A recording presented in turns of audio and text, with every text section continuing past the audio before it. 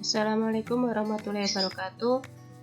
Halo, kita ketemu lagi di mata kuliah Sistem Informasi Berbasis Multimedia untuk pertemuan yang ketiga.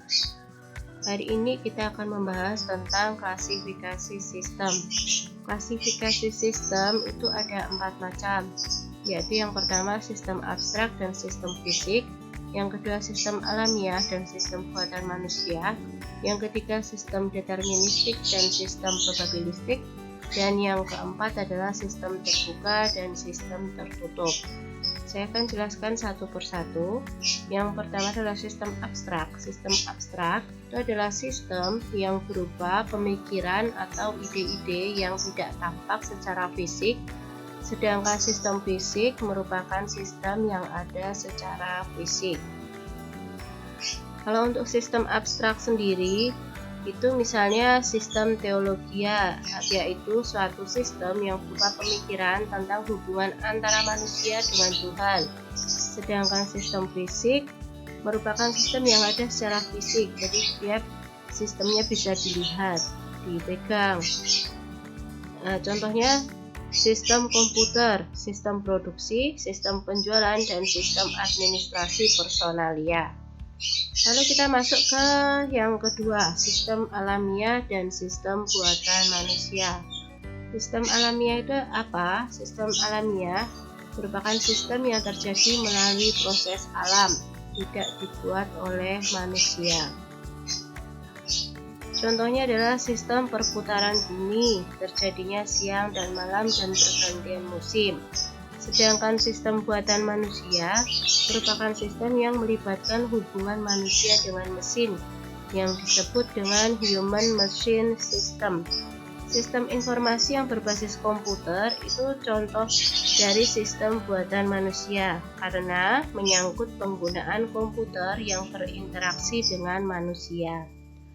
Kita masuk yang ketiga, sistem deterministik dan sistem probabilistik. Sistem deterministik itu merupakan sistem yang beroperasi dengan tingkah laku yang dapat diprediksi. Contohnya adalah sistem komputer. Mengapa? Karena sistem komputer itu dapat dipastikan berdasarkan program-program komputer yang dijalankan. Sedangkan sistem probabilistik, sistem yang kondisi masa depannya tidak dapat diprediksi karena mengandung unsur probabilitas. Contoh dari sistem probabilistik adalah ramalan cuaca. Kita masuk yang keempat ya, sistem terbuka dan sistem tertutup. Sistem terbuka itu merupakan sistem yang berhubungan dan dipengaruhi oleh lingkungan luarnya, yang menerima masukan dan menghasilkan keluaran untuk subsistem lainnya. Contohnya adalah sistem dari portal dosen. Jadi di dalam portal dosen itu ada unsur-unsur atau subsistem dari subsistem akademik. Jadi misalnya untuk memberikan nilai kepada mahasiswa, poin-poinnya berapa persen, untuk UTS berapa persen, UAS berapa persen, kehadiran berapa persen, tugas berapa persen, itu dosen dapat memasukkan dari portal dosen masing-masing. Untuk selanjutnya, sistem portal dosen ini akan terhubung dengan sistem akademik. Lalu kita lanjut sistem tertutup. Sistem tertutup merupakan sistem yang tidak berhubungan dan tidak terpengaruh oleh lingkungan luarnya. Sistem ini bekerja secara otomatis tanpa ada campur tangan dari pihak luar. Contohnya apa? Contohnya adalah sistem dari perpustakaan. Sistem dari perpustakaan hanya membahas tentang seperti kemarin yang sudah kita bahas ya, ada subsistem peminjaman, subsistem pengembalian, subsistem perhitungan denda, subsistem buku-buku baru yang masuk, dan lain sebagainya. Jadi sistem dari perpustakaan tidak terpengaruh oleh sistem kepegawaian kantor misalnya, atau sistem akademik, itu tidak terpengaruh dari sistem-sistem tersebut. Oke, kita lanjut ke yang selanjutnya adalah daur hidup sistem. Daur hidup sistem di sini menjelaskan tentang alur dari sistem. Yang pertama, mengenali adanya kebutuhan. Jadi, ketika membuat suatu sistem itu harus mengenali dulu apa saja yang dibutuhkan untuk sistem tersebut. Misalnya, kalian membuat suatu sistem perpustakaan. Dalam membuat suatu sistem perpustakaan, kalian butuh apa? Misalnya, sistem tersebut bisa menghitung denda. Sistem tersebut bisa merekap dari buku-buku yang dipinjam apa saja. Lalu, stok buku-buku yang baru itu apa saja yang ada. Contohnya seperti itu. Lalu misalnya sistem dari apotek misalnya. Jadi dari sistem perapotekan tersebut kalian bisa mengetahui obat-obat apa yang baru, lalu obat-obat apa yang laku atau terjual keras misalnya. Lalu bisa mengenali juga misalnya harga-harga obatnya mengalami kenaikan atau malah mengalami penurunan dan sebagainya. Itu contohnya ya, mengenali adanya kebutuhan. Lalu yang kedua adalah pembangunan sistem. Dari kita sudah mengetahui kebutuhan dari sistem tersebut, maka kita mulai melakukan pembangunan sistem. Untuk pembangunan sistem sendiri itu melalui alur-alur, mulai dari konsep dulu, lalu perancangannya bagaimana.